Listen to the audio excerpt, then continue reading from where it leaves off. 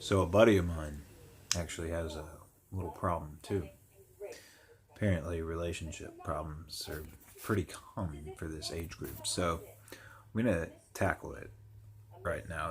I'm not even gonna say his name, but so he's got a girl, right? And she's a little bit younger than him. She likes to control. Now, the key rule when you're in a relationship is you have to realize you're in control of you.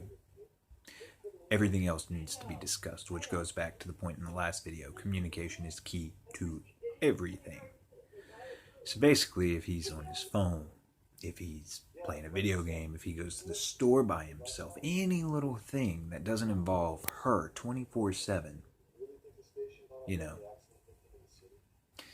becomes a big deal. Now, see, my cat here, which is really Tracy's cat, but for some reason she left it here. I don't know. Maybe, I don't know. Cat loves me, though. Anyways, if I go somewhere without the cat, I just tell the cat, hey, I'll be back. Because obviously at this point, the cat's got separation anxiety. Can't really fucking blame her. I hate traffic in this trailer park. It sucks.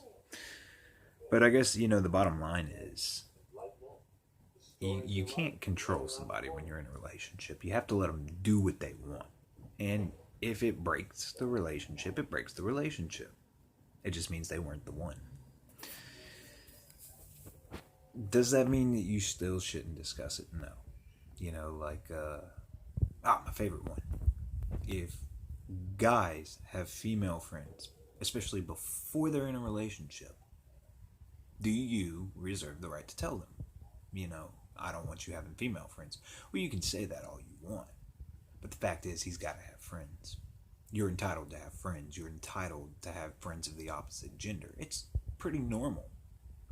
I get along great with females. Why? Because dudes just want to talk about dicks and sex. I don't like that. I really don't.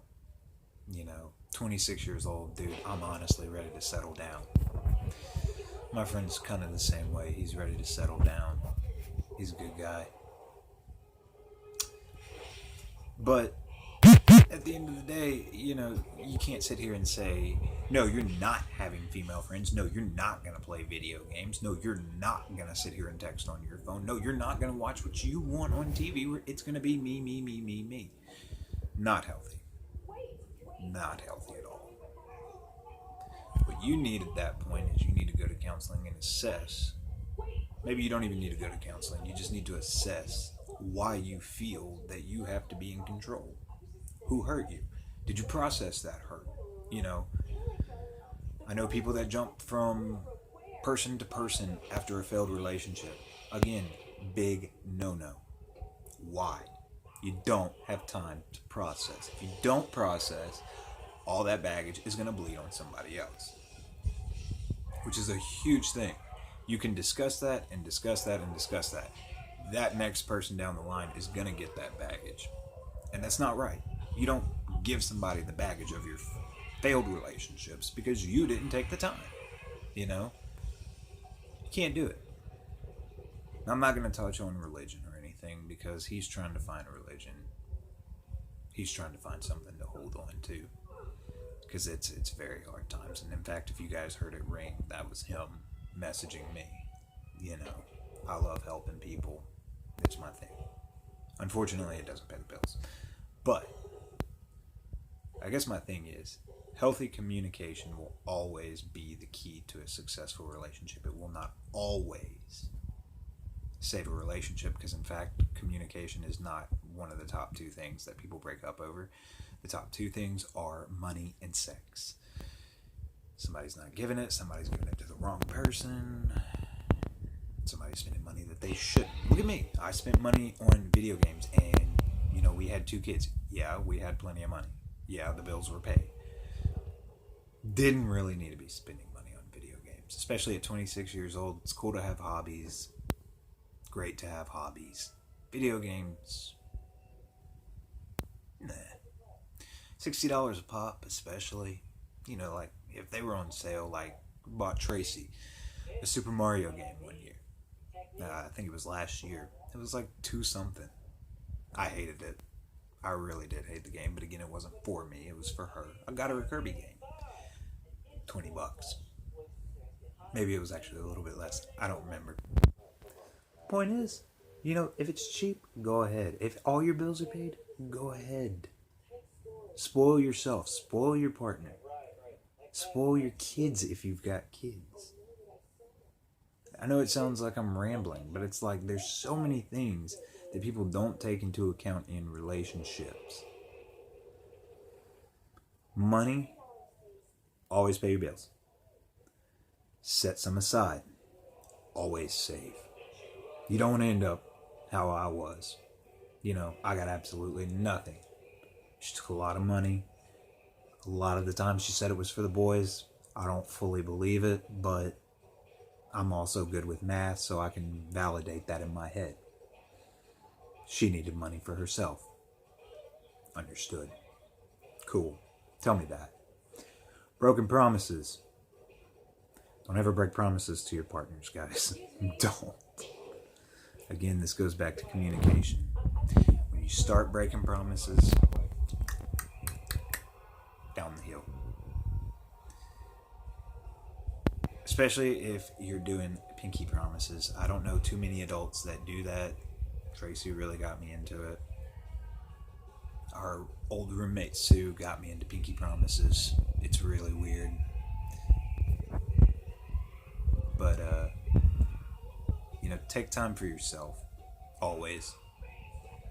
Know that if somebody really loves you, they're going to show you in any way that they possibly can. I'm still trying. I really just want what's best for the boys. I don't want them to grow up in a broken home, but if it comes down to it, there's 8 billion people in the world. 12 billion people in the world. I don't fucking know. It's been a long time. But there's billions of people. There's billions of people. So if you think one person, when, they're trying to control you, they're trying to manipulate you, they're trying to control how other people see you, they're telling their side of the story, like people that aren't even in the relationship, people at a local diner.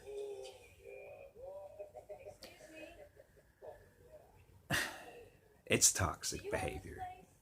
It's stuff that needs to be addressed.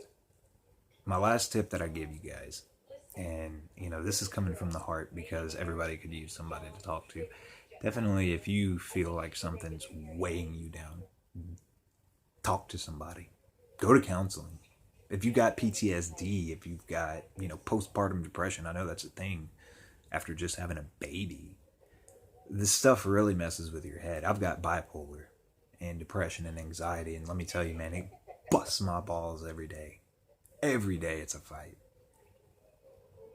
I used to be a cutter. Used to.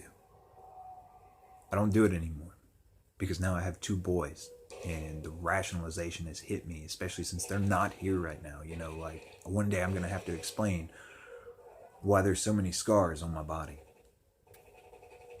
And I got to do something with my hair. But you can't hurt yourself.